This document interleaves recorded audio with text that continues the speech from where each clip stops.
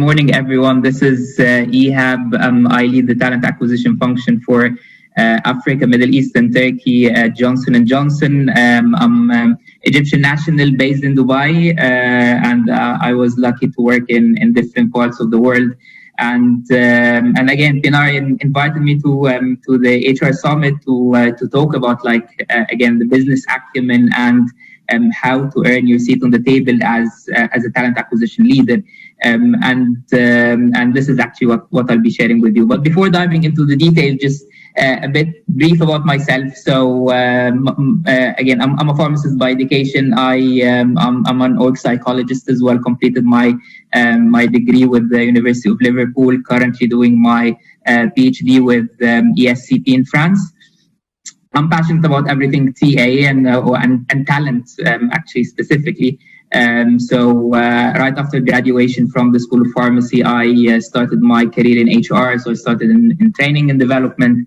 Then I moved into HR business partnership, then talent acquisition operations, then back to HR business partnership, and then talent acquisition center of excellence, focusing on processes, systems, tools, how actually we can have our candidates and hiring managers front and center in everything that we're doing. As I mentioned, I was lucky enough to work in consulting, in telecom, in FMCG, and healthcare. And personally speaking, I love traveling, I love diving, and everything art as well. And this is my little family. So Sarah on the left, Julie and Bella are like the little ones, and we have as well Milo, who's sleeping now. He's a poodle. So this is me in brief. Jumping into the topic of the day, which is basically business acumen and why it's really important for TA leaders to demonstrate strong business acumen. Not only TA leaders, but anyone who is working within the HR function. And our focus today will primarily be on the TA. The reason why, basically, because the business asked for us to demonstrate business acumen. So one of the research that was recently done by Gartner, looking at what are the most appreciated and valued skills that TA could have from a business perspective. The third top skill is basically business acumen by hiring manager. They need us to understand their business. They need us to build our programs and processes and everything that we're doing based on their business needs and based on their own priorities. And this constitutes around 30% of them appreciate their recruiters having strong knowledge about the business. And then if we are thinking of, so what's really business acumen? So what's the definition of business acumen, and how is it equal or different to business knowledge? And from the research that I've done, I think business acumen is a broader term than just business knowledge. So business knowledge is, the portfolio, the services, the products that the company that you're working at is having. But business acumen goes beyond that. So it starts with you understanding the levers of business performance and growth. So it's not only what is the portfolio, but what are the most important products that we're having within our portfolio? What are the drivers for growth? What are the geographies that we are working at? What is our business model that we are adopting there? What are the different go-to-market approach that we're having? And everything talent related to that. So then what does it really mean from a talent perspective?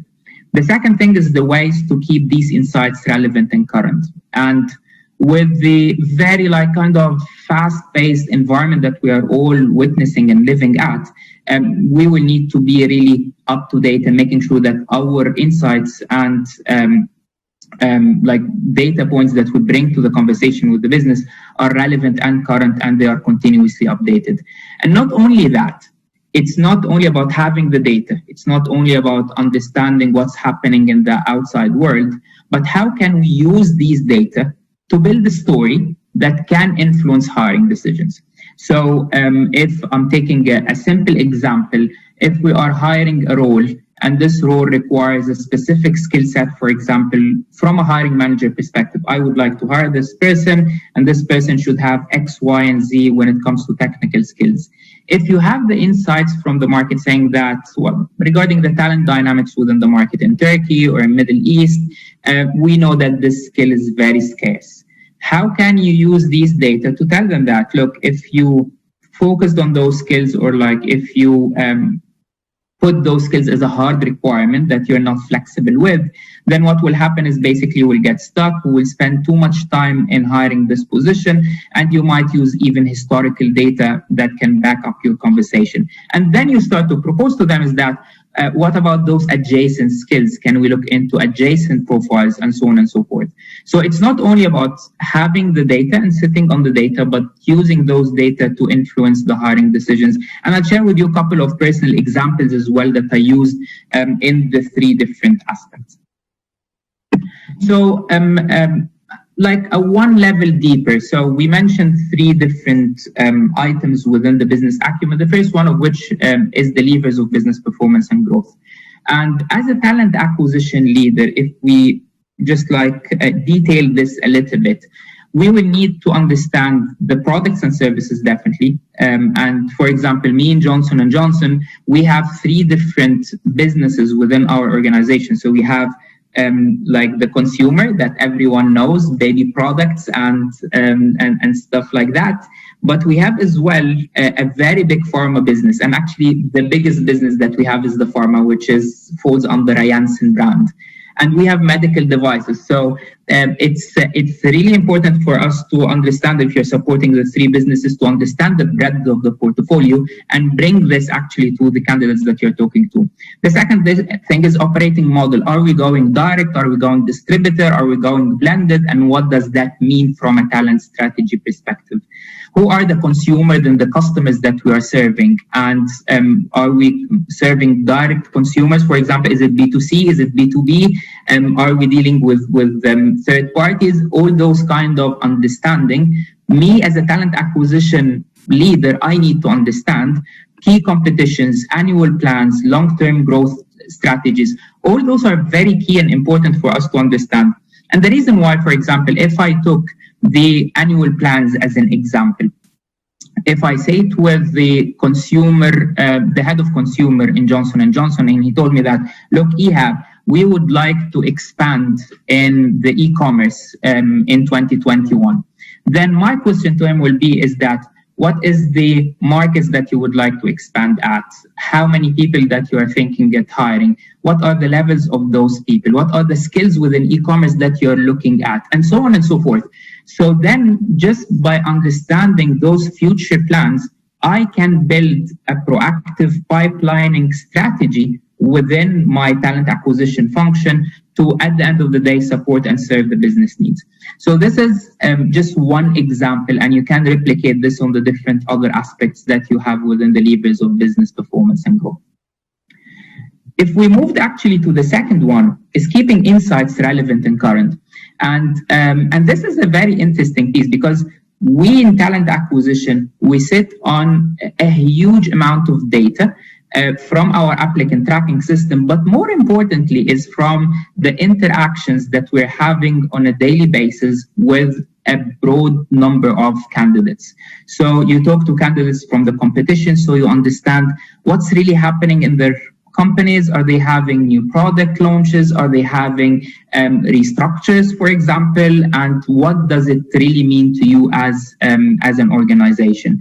One of the examples that I would love to share with you is that when I joined the organization, one of the things that, one of the key stakeholders that I worked with is actually the head of Total Rewards.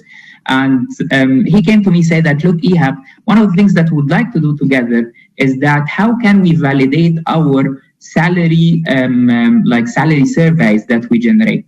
Because salary surveys, what happens is that organization, external third parties, what they do is that they collect the data, and then they spend like 6 months to collect the data, and they spend 6 months to analyze the data, and then they share those data with the organization. Then by design, the data that they are having is already a 1-year-old data that you cannot always rely on because of the continuous changes that we're having in the market. And what we've done actually, and it was very interesting because it was done in Turkey specifically, we started to collect the data from the candidates around compensation for a period of like 3-4 months.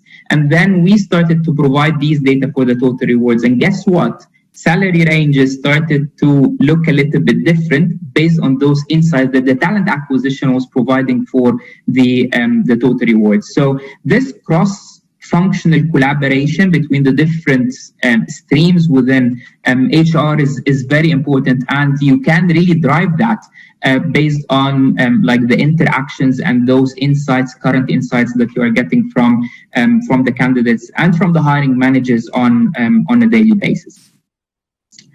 The last piece is, again, telling a story and influencing hiring decision. And here actually it's the knowledge that we have. How can we provide the different alternatives? As I mentioned earlier, I had a situation actually with sales leaders who in my previous organization who would like actually to hire people with exactly the same industry.